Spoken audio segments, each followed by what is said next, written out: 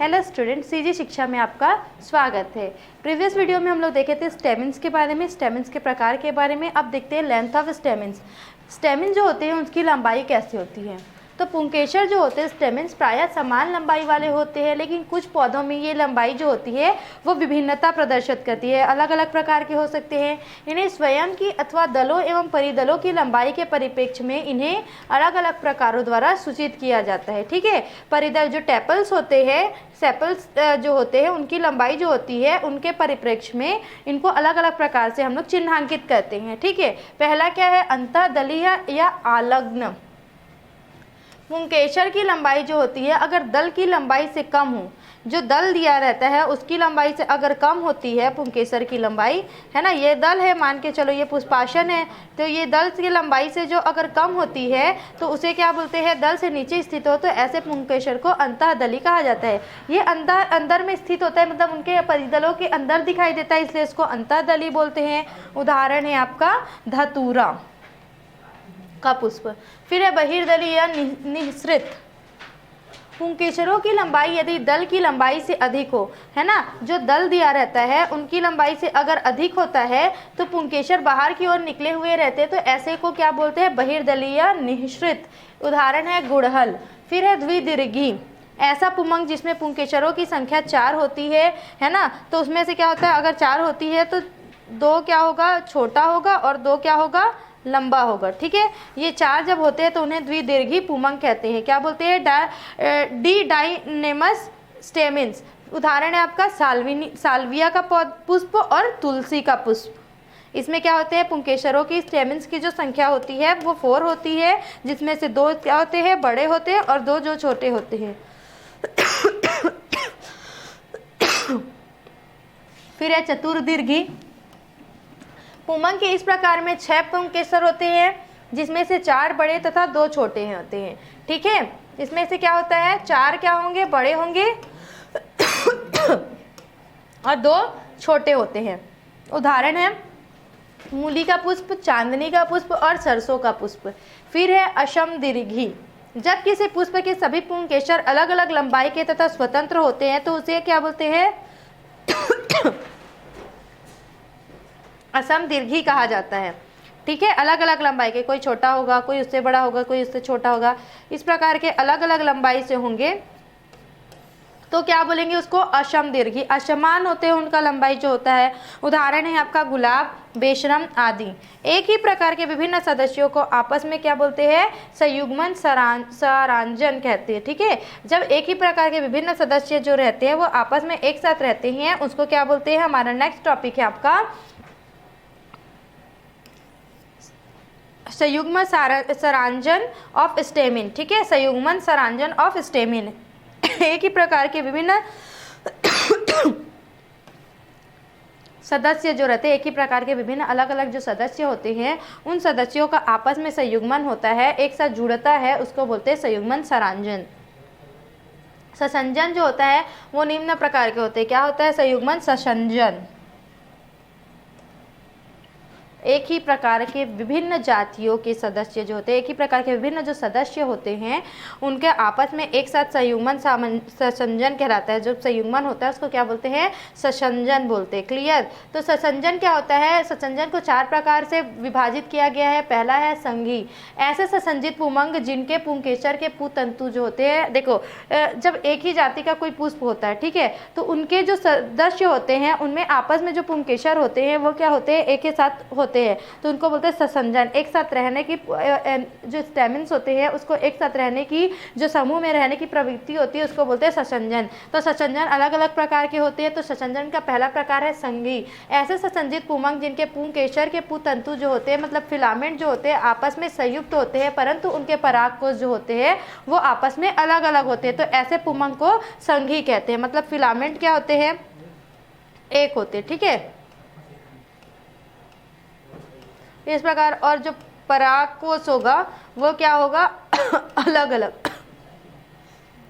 स्वतंत्र होते हैं। परागकोश जो होते हैं वो स्वतंत्र होते हैं और फिलामेंट जो होते हैं वो एक होते हैं। उसको क्या बोलते हैं? संघी बोलते हैं। फिर ये इन्हें निम्नांकित उप प्रकारों में बांटा गया है। एक संघी, जब संघी पुंकेसर में पुतंतु आपस में मिलकर एक समूह के रूप में स्थित होते हैं तो उसे एक संघी पुंकेसर कहते हैं। उदाहरण है कपास, गुलहड़ आदि का पुष्प। फिर है द्विसंघी। इस प्रकार के संघी अवस्था में पुतंतु संयुक्त होकर दो समूहों में स्थित होते हैं। कैसे? इस प्रकार के जो संघी होते हैं, है ना, इस प्रकार के जो संघ होते हैं, ठीक है, उसमें क्या होता है? पुतंतु संयुक्त होकर दो समूहों में स्थित होते हैं। इस प्रकार हो जाएगा एक समूह और दूसरा हो जाएगा दूसरा समूह, ठीक है। एक ही पुष्प में दो समूहों में स्थित होते हैं, उसको बोलते हैं द्विसंघी। उदाहरण है आपका चना का पुष्प और है सेम और मटर का पुष्प। क्लियर? फिर है बहुसंघी। ऐसे में क्या होता है? जो समूह होते हैं फिलामेंट के या फिर पुतंतु के जो समूह होते हैं, इसमें क्या होता है? जो पुंकेसर होता है वो अधिक समूह में स्थित होते हैं। ठीक, एक ही पुष्प में अलग अलग समूह में, बहुत सारे समूहों में होते हैं, उसको बोलते हैं बहुसंघी। उदाहरण है नींबू और संतरा। फिर है युक्त कोशी या समपरागशय। युक्त कोशी किसको क्या बोलेंगे? ऐसी स्थिति जिसमें किसी पुष्प के जो पूर्णांग होते हैं वो सभी क्या होते हैं? परागकोश आपस में संयुक्त, लेकिन उसके जो पुतंतु होते हैं आपस में स्वतंत्र होते हैं। जस्ट लाइक कि जिसमें क्या होगा? परागकोश क्या होगा? ज्वाइंट होंगे और पुतंतु जो होगा वो स्वतंत्र होगा। ठीक है, उसको क्या बोलेंगे हम लोग? युक्त कोशी या फिर समपरागशय बोलेंगे। उदाहरण है आपका सूर्यमुखी और गेंदा का पुष्प। फिर है परागकोश की रचना एंड स्ट्रक्चर ऑफ एंथर। परागकोश की रचना कैसे होता है? अगर उसको अनुप्रस्थ काट से करते हैं, हम लोग दो टाइप से कर सकते हैं, या फिर अनुप्रस्थ काट से करेंगे या फिर या फिर ऊपर से करेंगे या फिर साइड से कट के करेंगे। तो अगर अनुप्रस्थ काट देखेंगे तो क्या होता है कि परागकोश में दो वैष्म होते हैं। वैष्म मतलब क्या होता है? दो लोब होते हैं, इस प्रकार के होंगे। तो एक लोब ये हो गया, एक लोब ये हो गया। लेकिन गुलहड़ के पुष्प में क्या होता है? एक वैष्म होता है, ठीक है, एक ही लोब होता है। प्रत्येक वैष्म बहुस्तरीय होते हैं, जो बाह्य त्वचा के नीचे मोटी भित्ति वाली कोशिका होती है। प्रत्येक वैष्म में क्या होता है? बहुस्तरीय होता है, मतलब बहुत सारे लेयर होते हैं। बहुकोशिकीय होता है तो ये बहुस्तरीय होता है, मतलब इसमें बहुत सारे लेयर होते हैं, जिसकी नीचे वाली जो मतलब जो सबसे नीचे वाला भित्ति होता है वो मोटा होता है, ठीक है, वो मोटी कोशिका वाली होती है। कुछ स्थान पर इसकी कोशिका भित्ति पतली होती है। इन्हीं स्थानों से पराग कोशों का स्फुटन होता है। क्या होता है? स्फुटम। स्फुटम मतलब क्या होता है? जब परागकोश के जो पराग कण होते हैं, जब वो परिपक्व हो जाते हैं, मैच्योर्ड हो जाते हैं, तब वो फूट के बाहर निकलना चाहते हैं, तो उसको स्फुटन बोलते हैं। ठीक है, तो यही क्या होता है? देखो, जो आपका एक लोब, मान के चलो गुलहड़ में एक लोब है और बहुत सारे जो पुष्प होते हैं उसमें जो परागकोश होता है उसमें द्विवैष्म होते हैं, दो वैष्म होती हैं। जो नीची वाली भित्ति होती है वो क्या होती है? मोटी होती है, और ऊपर वाली जो बीच बीच की जो पतली जो भित्ति होती है वो पतली कोशिका की होती है ना। इनके जो पराग कोशों का स्फुटन कहाँ से होता है? जहाँ से पतली भित्ति होती है वहाँ से। और इस स्थान को क्या बोलते हैं? इस स्थान को क्या बोलते हैं? स्टोमियम। क्या बोलते हैं? स्टोमियम।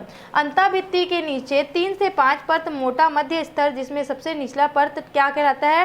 टैपिटम कहलाता है। जो अंतः भित्ति होता है, मतलब जो देखो बाहर का भित्ति मोटा हो गया, फिर मोटा होता है, फिर कहीं पतला होता है, फिर कोई मोटा होता है, ठीक है। फिर अगर अंतः भित्ति देखेंगे, ये अब अंदर का भित्ति आ गया, तो उसके 3 से 5 परत क्या होता है? मोटा मध्य स्तर होता है, मोटा लेयर होता है। फिर जिसमें से सबसे निचला परत क्या कहलाता है? टैपिटम कहलाता है।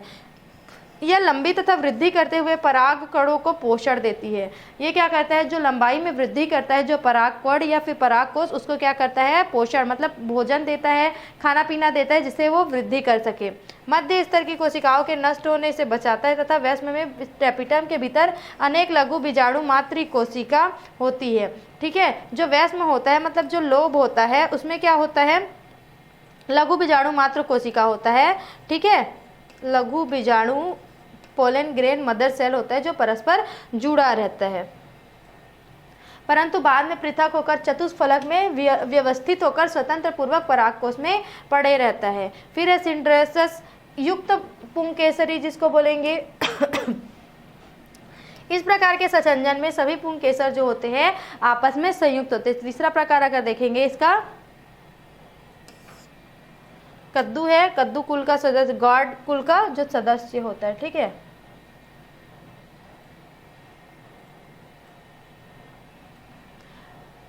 पुंकेसरों वाले पुष्प डिप्लोस्टिमोनस कहलाते हैं। पुंकेसर वाले जो पुष्प होते हैं जिसमें पुंकेसर स्थित होते हैं उसको क्या बोलते हैं? डिप्लोस्टोमोनस कहते हैं। उदाहरण है कामिनी आदि।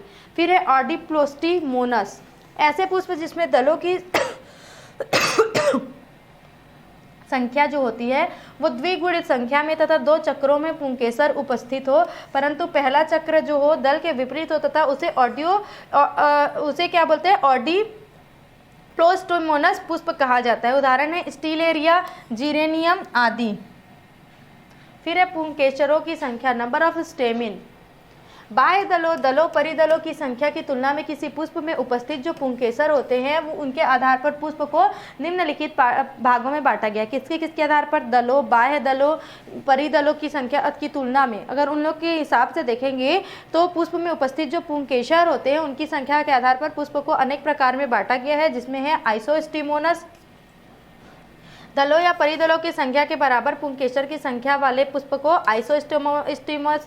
आइसोस्टिमोनस कहते हैं। दल या परिदल की संख्या के अगर जितने भी दल हैं और जितने भी परिदल हैं उनकी संख्या अगर है उनके आधार पर अगर कोई पुष्प है तो उसको क्या बोलते हैं? आइसोस्टोमोनस कहते हैं। उदाहरण है धतूरा, टमाटर आदि। फिर है डिप्लोस्टोमोनस, बाह्य दलों या दलों की संख्या के द्विगुणित संख्या में बाह्य दल है अगर और दल है उनकी संख्या जितनी है उसके द्विगुणित मतलब 2 गुना अगर चक्रों में स्थित होता है तो उसको बोलते हैं डिप्लोस्टिमोनस। ठीक है।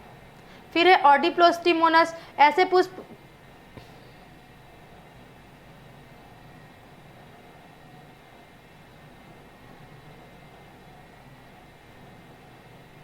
ये आ जाएगा आपका बाद में। ऑडिप्लोस्टिमोनस, ऐसे पुष्प जिसमें दलों की संख्या जो होती है द्विगुणित संख्या में 2 चक्रों में पुंकेसर उपस्थित हो, परंतु पहला जो चक्र होता है वो दलों के विपरीत होता है। ठीक है, तो उसे क्या बोलते हैं? ऑडिप्लोस्टोमोनस पुष्प कहा जाता है।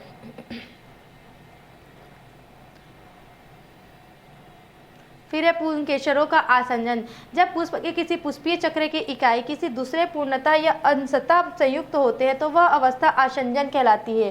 क्या बोलता है कि कोई भी पुष्प जो होता है उसका कोई पुष्पीय चक्र जो होता है, पुष्पीय चक्र मतलब जिसमें दल परिदल है ना, बाह्य दल परिदल जो होता है, स्टेमिन वगैरह जो होता है वो किसी इकाई के दूसरे पूर्णता या अंशतः संयुक्त होते हैं। वो एक दूसरे से या तो थोड़े बहुत या फिर पूर्ण रूप से संयुक्त होते हैं, जुड़े हुए होते हैं, तो वह अवस्था आसंजन कहलाती है। यह निम्नलिखित प्रकार का होता है। तो चक्र से दल लग्न जब किसी पुष्प के एंड्रोसियम के दल से जुड़े रहते हैं, जब किसी पुष्प का पुंकेसर जो होता है वो दल से जुड़ा रहता है, ठीक है, पेटल से जुड़ा रहता है, तब इस स्थिति को दल लग्न अवस्था कहते हैं। क्या बोलते हैं? जिसमें कि पुंकेसर जो होता है वो दल से जुड़ा रहता है तो उसको बोलते हैं दल लग्न अवस्था। उदाहरण है आपका कनेर, धतूरा, टमाटर। अगर परिदल लग्न बोल रहा है तो पुंकेसर जो होता है वो परिदलों से जुड़ा रहता है, संयुक्त होता है, तो उसको बोलते हैं परिदल लग्न। पूजायांगी, अगर आसंजन का वह प्रकार होता है जिसमें जो जायांग होता है, एंड्रोसियम होता है, मतलब पुंकेसर जो होता है वो जायांग से जुड़ा रहता है, ये नाम से ही स्पष्ट है, तो उससे जुड़ा रहता है तो इसको बोलते हैं पूजायांगी। उदाहरण है आपका मंदार, काकाटुंडी आदि। कुछ पौधों के पुष्प जो होते हैं पुष्पासन अंडाशय की आगे की ओर बढ़ जाता है, जो अंडाशय होता है वो आगे की ओर बढ़ जाता है, जिससे अवृंतीय पुंकेसर तथा कक्षीय पालियां आपस में जुड़ जाते हैं। ऐसी अवस्था पूजायांग स्तंभी कहलाती है। उदाहरण है ऑर्किड्स, आक, परागकोश की रचना आदि। अब नेक्स्ट टॉपिक है आपका जायांग।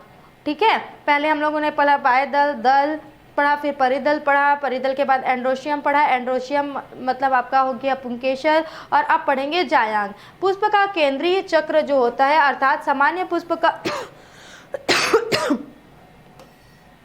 चौथा चक्र होगा जो कि मादा जनन अंग का कार्य करता है, क्या कहलाता है? जायांग कहलाता है। गाइनोशियम बोलते हैं जिसको इंग्लिश में। इसके प्रत्येक यूनिट को स्त्री केसर, पिस्टिल बोलते हैं। अगर जायांग जो होता है वो जो मादा जनन अंग होता है उसको जायांग बोलते हैं, और अगर उसकी इकाई की बात करेंगे तो उसको बोलते हैं पिस्टिल या अंडप। कार्पेल भी कहते हैं, पिस्टिल बोलेंगे या फिर कार्पेल। पिस्टिल मतलब होता है स्त्री केसर या फिर अंडप मतलब होता है अंडप। ठीक है, एक से अधिक, कार्पेल मतलब होता है अंडप।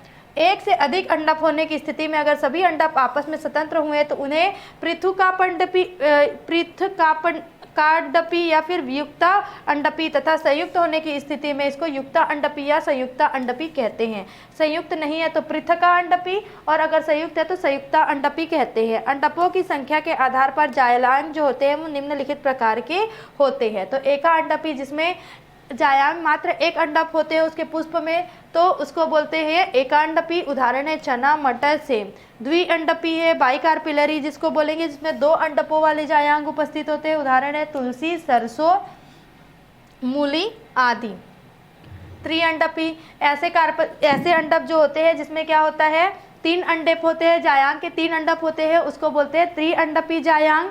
ठीक है, उसको बोलते हैं प्याज, लहसुन, केसर। फिर है चतुर्अंडपी जिसमें क्या होते हैं 4 अंडप होते हैं, जायांग होते हैं। उदाहरण है आपका क्लोरोडेंड्रॉन आदि। फिर है पंचाअंडपी जिसमें क्या होगा, ये सब नाम से स्पष्ट है, इसमें क्या होगा 5 अंडप होंगे इसके जायांग में। ठीक। हॉलीकॉक बहुअंडपी, इसमें क्या होते हैं बहुत सारे अंडप उपस्थित हो तो उसको बोलते हैं बहुअंडपी या समूह के रूप में उपस्थित हो तो। उदाहरण है आपका गुलाब, कमल आदि। अंडप की संरचना अगर देखेंगे तो उसके आधार पर शीर्ष की ओर से अवलोकन, अगर कोई भी अंडप की संरचना देखते हैं तो शीर्ष के आधार पर उसका अवलोकन करेंगे, शीर्ष से देखकर उसका अवलोकन करेंगे। तो इस स्थिति में अंडप को 3 भागों में विभेदित किया गया है। पहला है ओवेरी, ठीक है, इसको बोलते हैं अंडाशय। अंडप के निचले फूले हुए भाग को, जैसा ये है जायांग, ये जो होता है फूला हुआ भाग जो होता है, ये फूले हुए भाग को क्या बोलते हैं अंडाशय बोलते हैं। युक्तांडपीय अवस्था में सभी अंडप जो होते हैं अंशतः जुड़ाव प्रदर्शित करते हैं, जो कि निम्नलिखित जायांग के सभी अंडप आपस में समेकित होकर एक ही अंडाशय वर्तिका तथा वर्तिकाग्र का निर्माण करते हैं। उदाहरण है धतूरा, बैंगन, टमाटर आदि।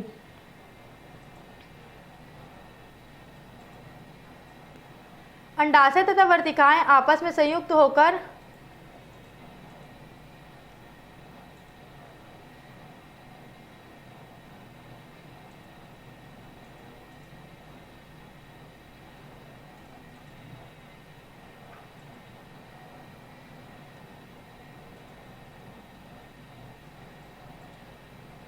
जो अंडाशय हैं, है ना, अंडाशय जो होते हैं वर्तिका तथा वर्तिकाग्र का निर्माण करते हैं। उदाहरण है धतूरा, बैंगन, टमाटर आदि।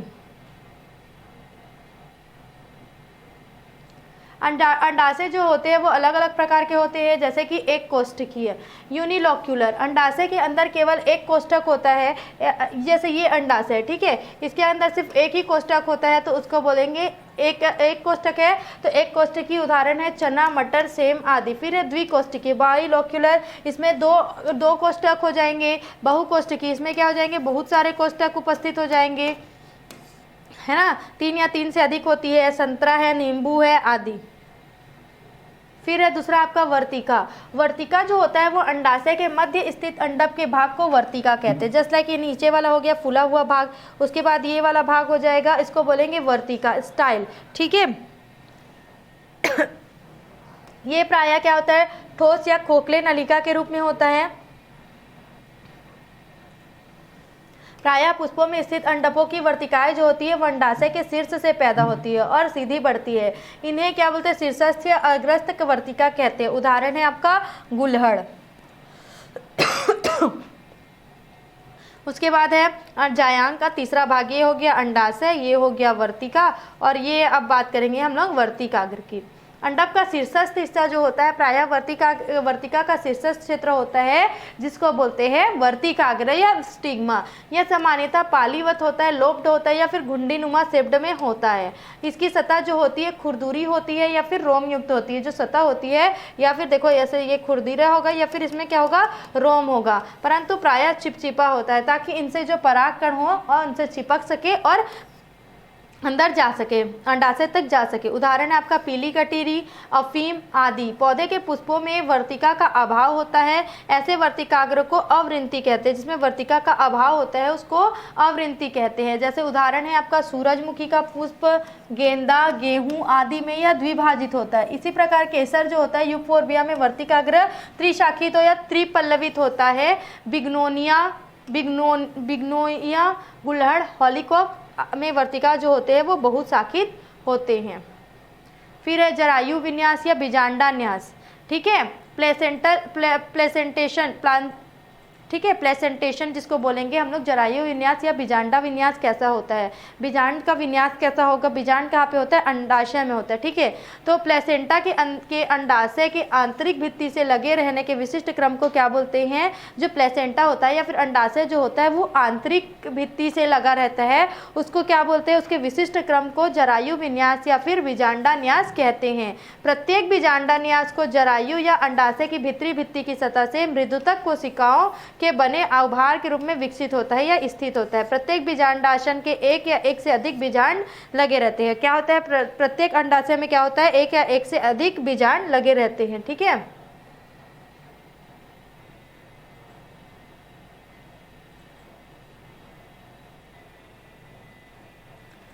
फिर है बीजांडाशन के प्रकार, टाइप ऑफ प्लेसेंटेशन।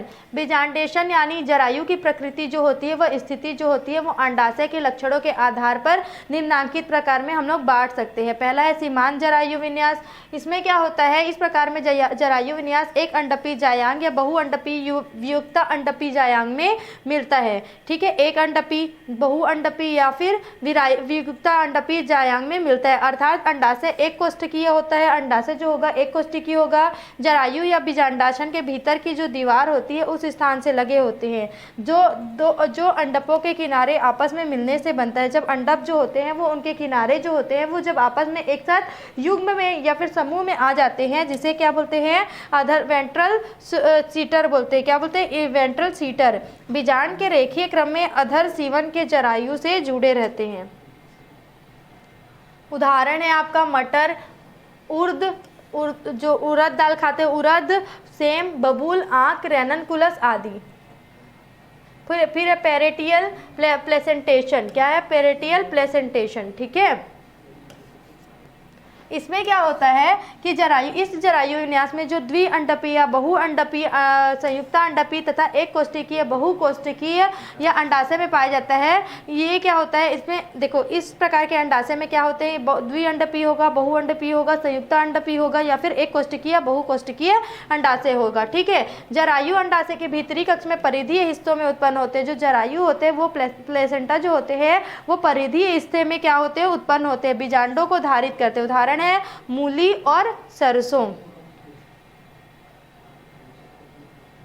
फिर है तीसरा आधार लग्न जरायु विन्यास। क्या है, तीसरा आपका आधार लग्न जरायु विन्यास।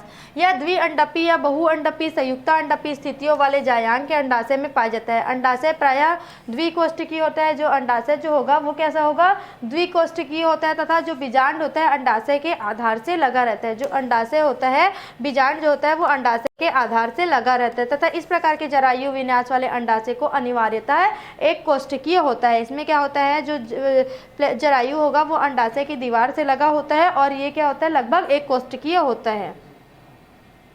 उदाहरण है आपका गेंदा, सूर्यमुखी का पुष्प में इस प्रकार का बीजांडा न्यास पाया जाता है, जरायु विन्यास, ठीक है। फिर है पृष्ठीय पट्ट लग्न जरायु विन्यास। इसमें क्या होता है, बहुअंडपी युक्त अंडपीय जायांग के अंडाशय में मिलता है। अंडाशय बहुकोष्ठकीय होते हैं तथा जरायु जो होता है वो अंडाशय के कोष्ठ के पट्ट के भीतर जो होता है, जो जरायु होता है वो अंडाशय जो होता है ना उसके पट्ट के भीतर दीवारों के चारों तरफ लगे रहते हैं। उदाहरण है कमल, कुमुदनी, सिंघाड़ा आदि। फिर है आपका पांचवा प्रकार अक्ष लग्न जरायु विन्यास, ठीक है। अक्षलग्न जरायु विन्यास में क्या होता है कि द्विअंडपी, बहुअंडपीय, संयुक्त अंडपी अंडाशयों में मिलता है। अंडाशय जो होते हैं द्विकोष्ठकीय और बहुकोष्ठकीय होते हैं। इस प्रकार के जरायु विन्यास में अंडपों के जो किनारे होते हैं उनके किनारे जुड़ने के पश्चात अंदर की ओर जो किनारे होंगे वो जुड़ जाते हैं, उसके बाद अंदर की ओर केंद्रक से फिर से जुड़ने लगते हैं तथा एक केंद्रकीय अक्ष का निर्माण करते हैं। केंद्रकीय अक्ष का निर्माण करने के पश्चात विकास होता है तथा उससे बीजांड लगे होते हैं। उदाहरण है आपका ब्रिंजल मतलब बैंगन, धतूरा, टमाटर, नींबू, संतरा आदि। फिर है मुक्त स्तंभीय जरायु विन्यास। यह जरायु विन्यास जो होता है प्रायः बहुअंडपी होता है, संयुक्त अंडपी अंडाशय में पाया जाता है। मुक्त स्तंभीय मतलब हो गया मुक्त, इसमें क्या होता है बहुत सारे अंडप होते हैं, ठीक है। संयुक्त अंडपी अंडाशय हो पाया जाता है। इसमें बीजांड जो होता है अंडाशय के केंद्र में जो होता है, बीजांड जो होगा वो कहाँ होता है, अंडाशय जो होता है उसके केंद्र में अक्ष के चारों तरफ स्वतंत्र रूप से लगे रहते हैं। इसका जो केंद्र होता है वो निम्न दो प्रकारों में से किसी एक तरह से निर्मित होता है। पहला है कि अगर पहली स्थिति में देखेंगे तो एक कोष्ठकीय अंडाशय का पुष्पाशन लंबा होकर अंडाशय की आंतरिक गुहा में आ जाता है। एक कोष्ठकीय जो होता है अंडाशय का पुष्पाशन, जो अंडाशय होगा उसका अगर पुष्पाशन लंबा होकर क्या होगा, आंतरिक गुहा में आ जाता है और केंद्रीय अक्ष का निर्माण करता है, जिसकी सतह से बीजांडा न्यास अर्थात जरायु विकसित होते हैं। इन जरायुओं अर्थात बीजांडसनों से बीजांड लगे रहते हैं, जैसे कि प्राइमूला का पुष्प। इसमें क्या होता है कि एक कोष्ठकीय अंडाशय जो होता है वो पुष्पाशन में लगा रहता है, ठीक। तो इससे क्या होता है, जो बाकी का पुष्पाशन होता है वो धीरे धीरे लंबा होता है और अंडाशय के आंतरिक गुहा तक आ जाता है और वहाँ से क्या करता है, केंद्रीय अक्ष का निर्माण करता है और जिसकी सहायता से बीजांडसन जो होते हैं उससे विकसित होने लगते हैं। दूसरा स्थिति है कि कुछ पौधों के पुष्पों में जो जायांग होते हैं वो अंडप प्रारंभ में बहुकोष्ठकीय होते हैं। पहले बहुकोष्ठकीय अंडप होंगे, उसके बाद क्या होता है, केंद्रीय अक्ष या अंडप के बीच में क्या हो जाता है, पट्ट आ जाता है, सेप्टा आ जाता है और सप्त जो बहुकोशिकीय होता है, बहु कोष्ठकीय होता है तो क्या होता है, जो सेप्टा होता है वो धीरे धीरे समाप्त हो जाता है केंद्रीय अक्ष में। फलतः जो अंडाशय होता है वो एक कोष्ठकीय हो जाता है और इसके अक्ष से स्वतंत्र रूप से बीजांड जुड़े रहते हैं, जो कि अक्ष की सतह से विकसित होते हैं, जरायुओं पर विकसित होते हैं। इसे केंद्रीय जरायु विन्यास भी कहते हैं। उदाहरण है डाइएंथस, जिप्सोफिला, स्पर्जुला, रिटलेरिया आदि।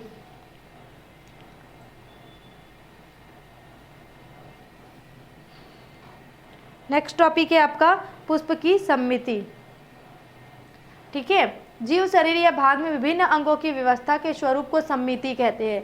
जो जीव का शरीर होता है किसी भी जीव का, ये या जीव जंतु भी हो सकते हैं, एनिमल्स भी हो सकते हैं और प्लांट भी हो सकते हैं, तो उनकी जो शारीरिक स्थिति होती है, शरीर के जो विभिन्न अंगों का व्यवस्था होता है, उनके अंगों के व्यवस्था को क्या बोलते हैं, सममिति कहते हैं, ठीक है। पादप पुष्पों में निम्न सममितियाँ पाई जाती है, जिसमें से है एक्टिनोमॉर्फिक, त्रिज्या सममित। किसी भी उदग्र तल से काटने पर यदि पुष्प दो बराबर भागों में बढ़ जाता है तो ऐसे पुष्पों को त्रिज्या समित या एक्टिनोमॉर्फिक कहते हैं, जैसे कि गुलाब है, गुलहड़ है आदि। सममिति क्या होता है कि किसी भी तल से काटने पर जो पुष्प होते हैं, मतलब ये अगर पुष्प है, ठीक है, इसको इस तल से काटे, इस तल से काटे, ऐसे काटे, ऐसे काटे, किस तल से काटे कि वो किस प्रकार की सममिति प्रदर्शित करती है। सममिति जो होता है वो हम लोग मैथ्स में भी पढ़े हैं।